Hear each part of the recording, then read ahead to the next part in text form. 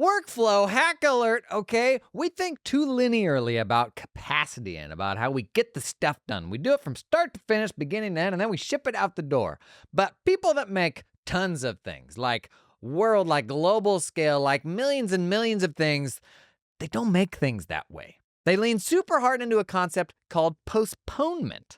It is a big brain way to optimize your capacity. And today, we're going to talk about 8 ways that postponement should impact how we approach workflow in accounting firms, both for accounting firms, for tax firms, situations where doing like the obvious thing, the work from beginning to end, is actually a less efficient way to get it done.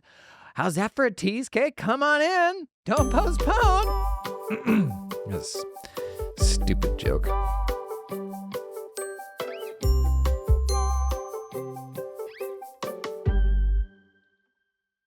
Okay, postponement. What it is, Jason? Kind of a dictionary definition, more or less. Postponement is a strategy where the final steps of a process are delayed until the last possible moment, allowing for more flexibility, customization, and accuracy. So a real-life example. You have a manufacturing facility that ships, say, Nike clothing. They will wait until the last possible moment to finalize the thing that they are creating to ensure that they don't have like excess inventory and waste and create a bunch of things that didn't need to be created because people didn't end up wanting them. But what they do to enable that is they take the raw materials, they take that stuff as far as they possibly can so that the moment that order comes through, there's the least amount of customization that needs to happen possible. And so, I mean, this goes without saying, but it is amazing how far they push this. It goes without saying that they're not harvesting t-shirt raw materials from the earth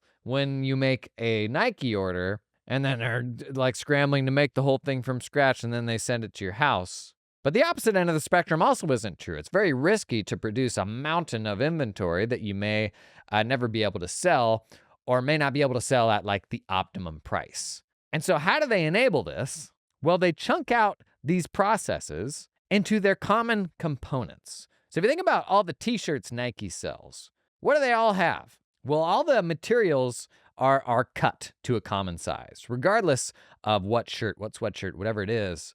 All of those sizes are standardized. So the material itself, you may use the same material across 500 SKUs.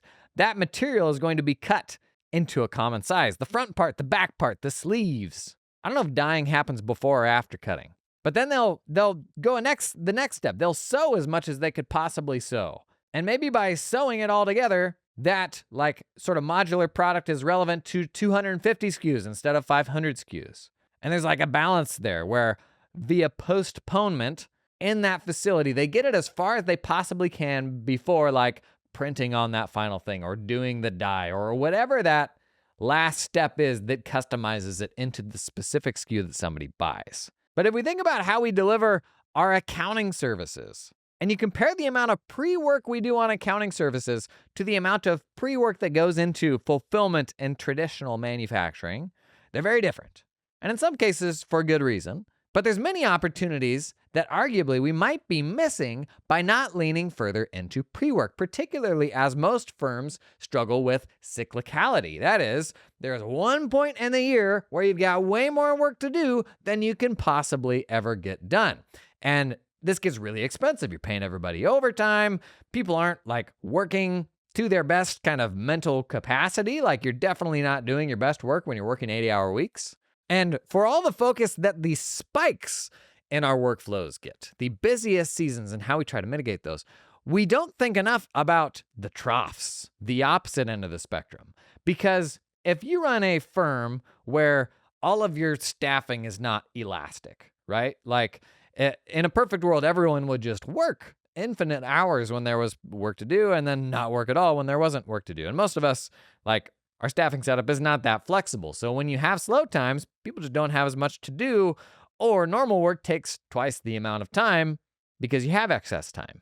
See months, if you're a tax firm, see months April 16 onward, May, June, July, August, and September 1 through September 5th. The work is expanding to fill the time available, right? Because you're well under capacity during that period. And it's worth acknowledging that literally any amount of time that you can spend in a slow season where folks are otherwise going to be working, that takes the tiniest wee bitty bite out of your busiest season is time well spent. If you can sink 10 hours into slow season, that buys back 1 hour in busy season. Again, assuming everyone's going to be working, either way, whether there's stuff to do or not, which is unfortunately the case in most firms, then it is a worthwhile trade to trade that 10 hours during slow time for that 1 hour in busy time. Now, there's 100 different ways you could pick that apart, right? Kind of goes without saying. But because most of us, whether we actually use hourly billing or not, because most of us still have that hourly billing in our DNA, it was the abusive father that raised us in this profession. We are hesitant to sink hours into anything because it feels like you're blowing up a project. It's going to go upside down or something like that. Even if you don't bill hourly, this is just how we're wired. So these 8 tips, these are examples of where burning time in a way that hourly billing would frown upon, where burning time is probably the right thing for the overall profitability of the business. So first example of this, pre-accounting for month-end closes. If you are an accounting firm, I cannot stress enough how important your pre-accounting process is. We did a whole podcast about it, 9 months ago now maybe. I've been talking more about it on social media lately. We can link that pre-accounting episode down in the show notes. But what pre-accounting says is we're going to make an explicit list of every single item that we're going to need to close the books every single month, and we're going to pull that thing the moment it's available. Not my professional staff, my admins. However far I can de-skill that fetching act, assuming that fetching can't be automated. If the credit card statement's available on the 25th, you better believe we're going to grab it on the 25th. If the checking statement's available on the 1st, we're going to grab it on the 1st. Because if you don't, you end up with your professional staff who's looking at a month-end close that's due on the 15th, and they rock up on the 13th, and they're like, okay, time to get started. And they have none of the information that they need. Half of the logins are busted. You have to ask a client for something who is, now on vacation or going to take a week to get back to you. And you're like, crap, I'm so close to the deadline that now I feel like a dummy for even asking this late. We've all been there, and this will always be the case. I'm convinced if you leave it to your professional staff to just go out and get those things when it's time to do the work. That's not the way to do it for a number of reasons. And as we explored in that other podcast episode, beyond the benefits of de-skilling the act of gathering all of that stuff and it happening sooner, you'll find if you pull lower skilled people into gathering that stuff, the next step is they may as well put it in the work paper file where it will go, right? Like the final destination. Well, they may as well number the work paper according to that convention. They may as well name it according to our convention. And why don't they just annotate it? Just look at last month, the number that you highlighted on the document, that sort of thing. You may as well do that. And before you know it, you're looking at things well, that number that you annotated, you can hop into the balance sheet real quick and make sure that ties out. Before you know it, you've got admins doing 70% of a month-end close compared to a professional person coming in on the 13th of the month and then gathering a bunch of docs and not having what they need. This episode is sponsored in part by Cloud Accountant Staffing. Hey, you run a tax firm? You struggle to find good tax talent? Yes, you do. Let me tell you, the world's getting smaller every day, and Cloud Accountant Staffing will help you find mega talented accountants in the Philippines who already have tax experience. Actually, hang on. How's this sound? 2 years tax experience using Intuit Pro Connect or you Pro Connect user. Sounds good, right? Before that, they did audit. Bless their hearts for getting out of there. Experience with RC reports, Core V tax planning, and last actually oversaw a team of other preparers. It's the type of resume you would see where if you saw it from a stateside person, you'd be like the cut of this person's jib. Man, you'd be on it like moss on a Mississippi tree stump, and just because that resume isn't from someone in the States doesn't mean they can't contribute. Now, are there other hurdles that come with hiring people offshore? Disclosures, stuff like that. Maybe if you haven't run a distributed team before, you're thinking, how do I manage people that aren't right under my thumb or in my office? For sure, things to learn. But you know who's gonna be really good at helping you with that? A company who's done it with a bunch of other firms. So stop trying to reinvent the wheel and figure it all out yourself. Hop on a call with Cloud Accountant Staffing. Tell them what you're looking for. They're going to cut loose their recruitments to find talented applicants. And you'll only make a hire if you find somebody you love. Doesn't hurt to start the process just to learn, if for nothing else. To check out Cloud Accountant Staffing, there's a link down in the show notes. This episode is sponsored in part by LiveFlow. Hey, so I was recently at XeroCon in Nashville, and you know who else was there? LiveFlow, because they recently launched a Xero integration. It's a big deal. It means whatever your favorite spreadsheet app is, Excel, Google Sheets, wow, edgy. Whatever your favorite spreadsheet app, you can use LiveFlow to pull Xero reports into your spreadsheets. Pull them in one time, pull it like auto sync it on an ongoing basis. You got a little button now in your spreadsheet app that'll bridge any data from any old client, QuickBooks, or Xero file into your spreadsheet app of choice. Bunch of ways you can use this, from giving like fractional access to accounting data to stakeholders, like members of the team, the marketing lead, an investor, maybe even the business owner because you don't want them in the accounting file. Give them access to the spreadsheet instead of the accounting file. Could save you some headache. I also have a growing number of firms that use LiveFlow for month-end closes. Like they have this big old workbook template. They pull in a whole ton of reports from the accounting system with the click of one button. And then you got this giant workbook where you can manage the close. It's got all the actual ledger data, but in like a spreadsheet file, rather than running umpteen PDFs or something like that and having to figure out how to organize all that into your file storage system. And they also do consolidations. So you have to like roll up a bunch of that reporting every single month. I had a dental group I worked with that was 26 entities. We'd have to do this consolidation, and we would only do it once a quarter because it was so much freaking work. It was like a full day to do all that stuff.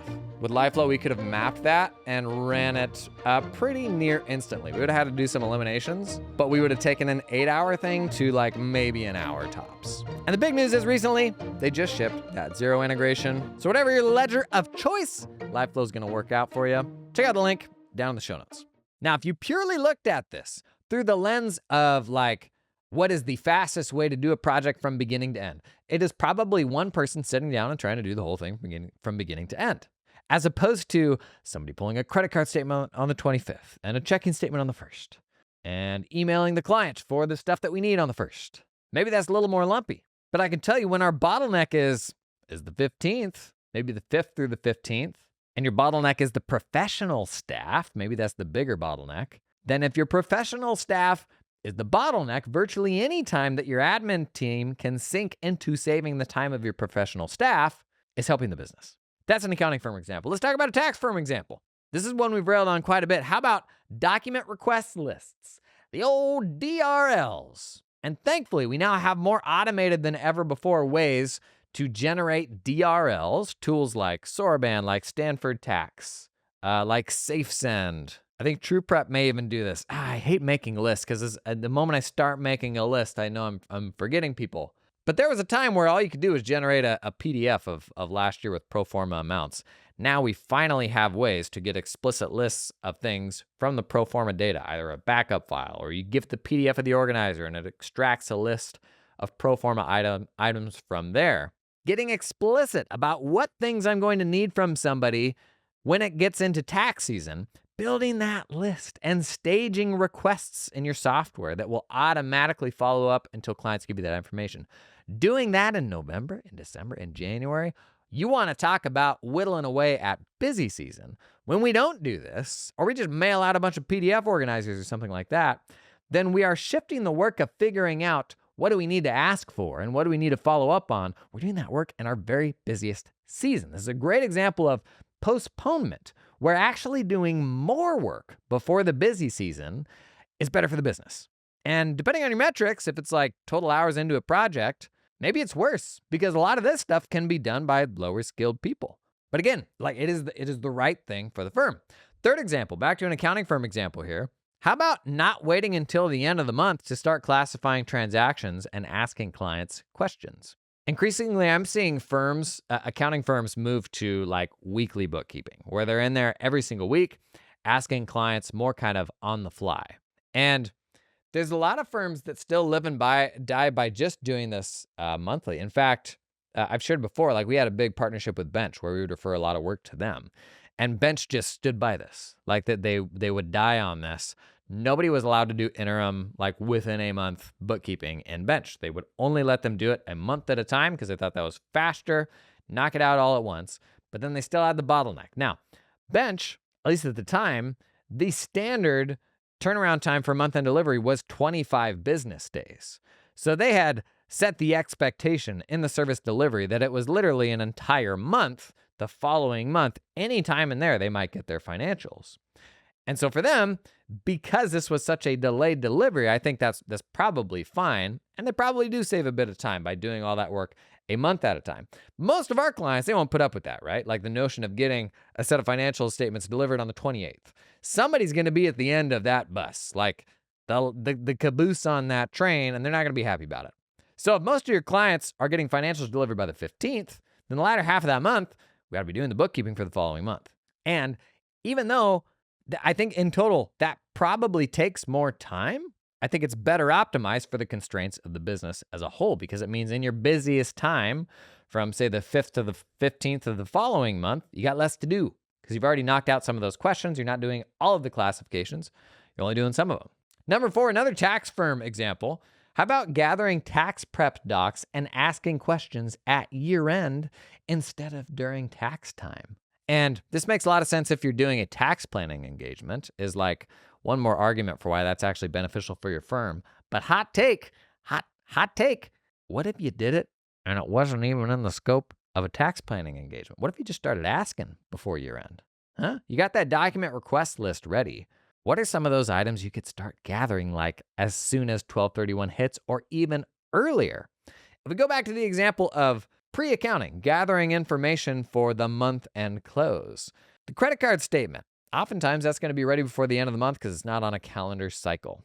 Certain other things, like basically as much as possible there, we're pulling the gathering process forward. Now, are there some benefits to batching the things and the requests that we make of clients?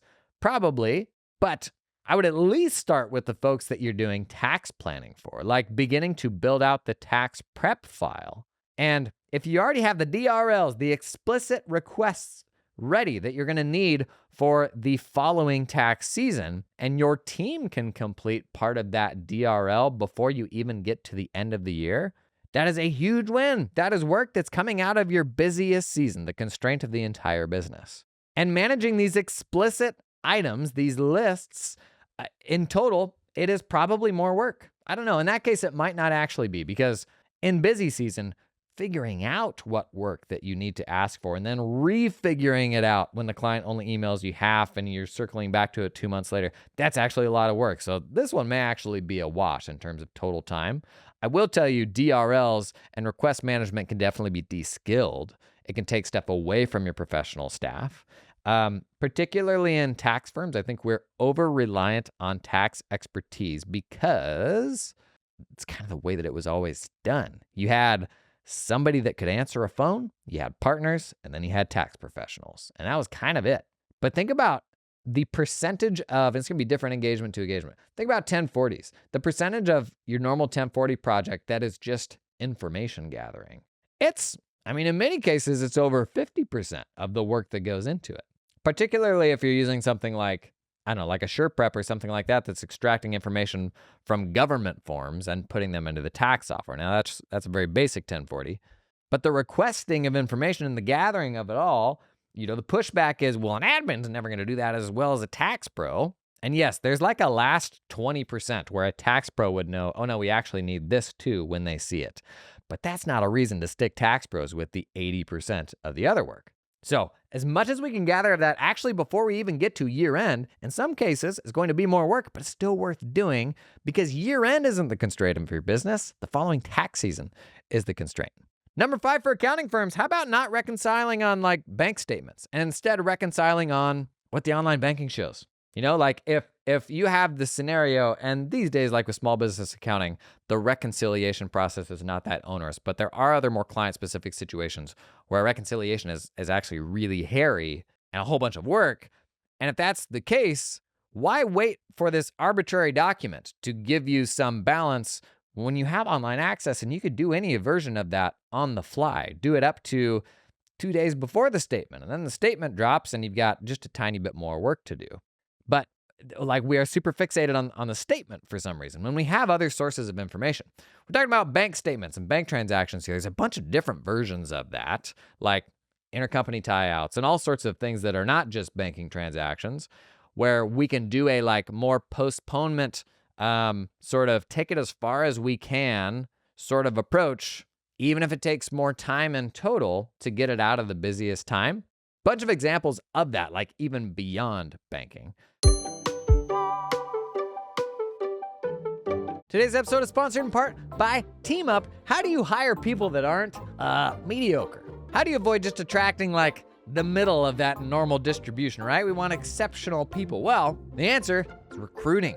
Is framing your firm and your role as, here's what we do. Like we have something to say, we're opinionated on the right way to do this stuff, and being specific enough to attract an exceptional person who that specific role resonates with. And it is easier said than done. And not unlike how we can attract very general clients, if we don't get specific about this and we don't do the work of recruiting, you can end up with generic results. Not to be mean about this or inhuman, but without putting in the effort, it's just gonna be less likely that you find those exceptional people, right? Just how many people should you be going through? According to Team Up, you ought to be looking at inviting between 200 and 300 people to apply, getting between 50 and 75 completed applications, getting between 10 and 20 people to complete kind of an introductory test, like establishing a technical bar, do 5 to 10 interviews, and end up with 2 to 3 fantastic candidates. Sound like a lot of work?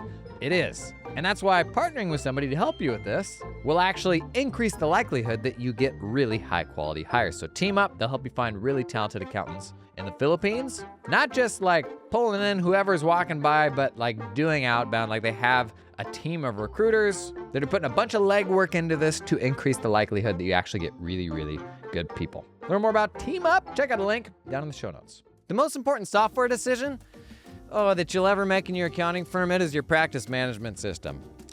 This episode's sponsored in part by Client Hub. Good way to think about it, the 4 C's. Capabilities, client experience, clarity, and community. I've already told you about the first 3 C's. Today we're talking about community.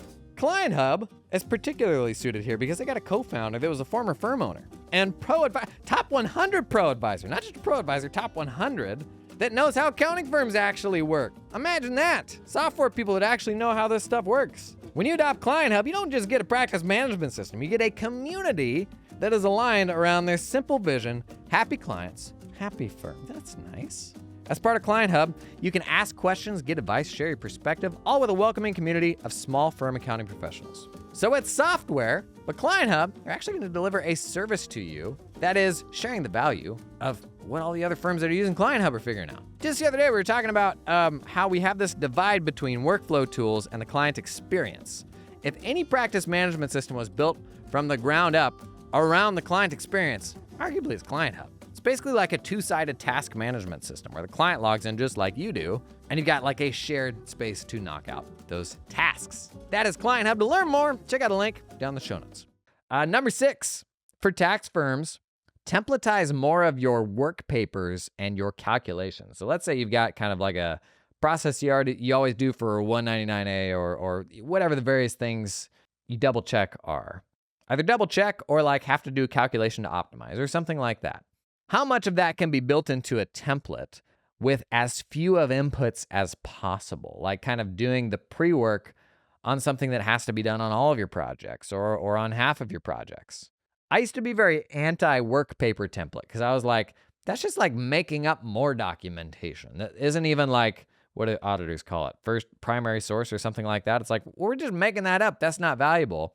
Now I see more the value of that being doing a bit of postponement on like an initial review, like that sort of thing. If we can just plug a few things into this work paper that somehow like makes our life easier or reduces the amount of legwork or manual tapes you got to run for X, Y, or Z, those templates are totally an example of like doing some pre-work, taking some work out of that busy time. Okay, 2 more examples. These ones are a little hotter takes. Number 7 is for accounting firms, could also be for tax firms. Document advisory insights that you come upon, whether it ever gets sold or not. Whether you ever sell them advisory or not, document the things that you're discovering. Now, you don't want to give this stuff away for free. If you do, like clients have no reason to pay you for advisory. But oftentimes the blocker to get someone to pay you for advisory is the client doesn't even know what the upside of that is. And the really good example of this is number 8, my last example here, tax planning work. Nobody understands the benefits of tax planning until they've experienced the benefits of tax planning. And so that's a really hard thing to explain to a client until you've gone through some of the work of doing it, or at least calculating an estimate. And to be totally honest, my version of tax planning is like doing 80% of the tax planning before anybody ever even agrees to let me do it for them. Because I want to pitch them on doing tax planning when it's actually worthwhile for them. This is another one of those situations where it's like we are doing work that we might not get paid for, and it feels wasteful. But if we can do this work during our slower seasons, particularly around stuff like advisory, where it's going to be way more profitable than our other work, it's absolutely worth doing. Super simple mental exercise on advisory work. And the same applies for accounting firms doing more traditional VCFO advisory work, but for tax firms, I just really want to keep hammering on the value of tax advisory. A really, really basic example for you. Let's say you run a firm that is on 50% margins. You have a $1,000 a year tax client. Not a huge client, but you're making $500 a year on them, right? If you can illustrate to that client why they should pay you another $2,000 a year for doing tax advisory, and this is usually like, I can show, $5,000 or more in tax savings, or some other variable that is peace of mind, or knowing exactly what they're going to pay ahead of time, some other thing that they assign value to. If we can get them to pay $2,000 a year for tax planning generally will not be any more work than tax prep. So let's say we're $500 in costs into getting that work done. Then we're taking a $1,000 a year, $500 profit client and turning it into a $3,000 in revenue, $2,000 in profit client. So we're doing twice the work, and we've gone from $500 to $2,000 in profit. The amount of work you're doing for them, like the time it will take, now doubles, but the profit quadrupled. Somebody want to do the math on how many clients we can fire then? What does that mean? What does that work out to? Classic don't do math while other people are watching situation. It's hard to say, actually. It's actually unknowable, but you could get rid of some clients then probably and still be just fine. It's that sort of change that lets you do half of the work and make the same money. And so is it worthwhile to do some tax advisory work and not know if you're actually going to get paid for it or not? Man, if it leads to one more client being 4x as profitable with twice the work, yes, I would say that it is. But it is one of those things that would get squashed by the traditional hourly billing model, right? Because the notion of sinking time into something, if it's not an A to B linear, the absolute least possible time we could possibly spend on that project to get it done, any other approach than that has been thrown out for eons. Meanwhile, we have these firms which are complex machines with a bunch of people working in them and these massive fluctuations in availability.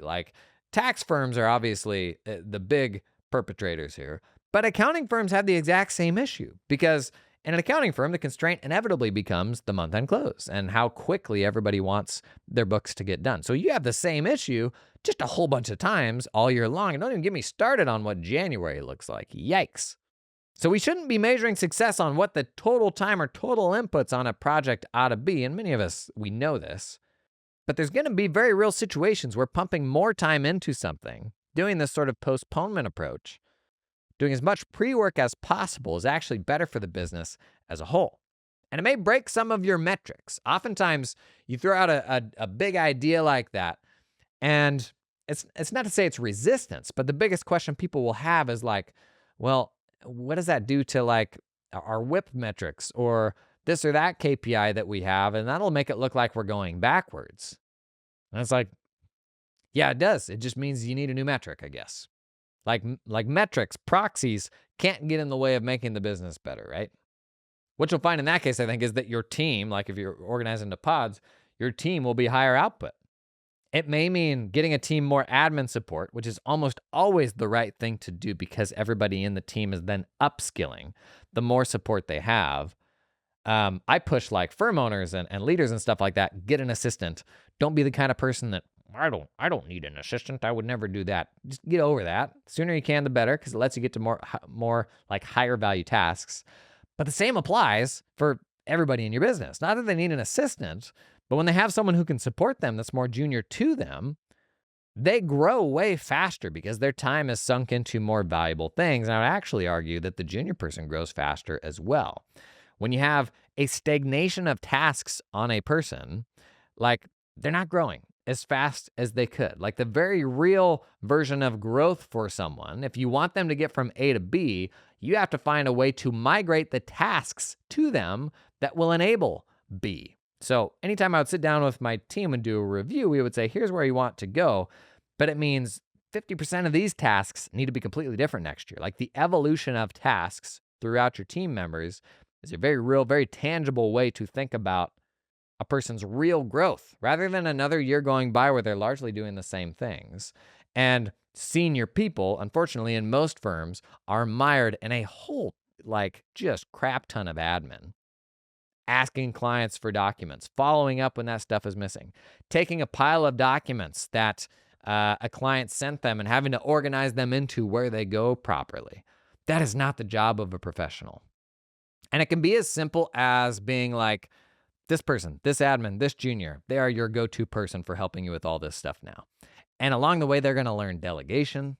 They're going to learn how to better communicate to people what their expectations are. All super, super powerful skills for folks that are trying to move up that value ladder and do more impactful work. So some things to think about that are kind of counter to many efficiency yardsticks, but are probably going to lead to a higher output firm. Got any cool hacks? Drop them in the comments. Would love to see them. Any of these things that you've tried and had good success with or not, like traps to avoid, that stuff's gold as well. Would love to see it down in the comments. I'll see you next time.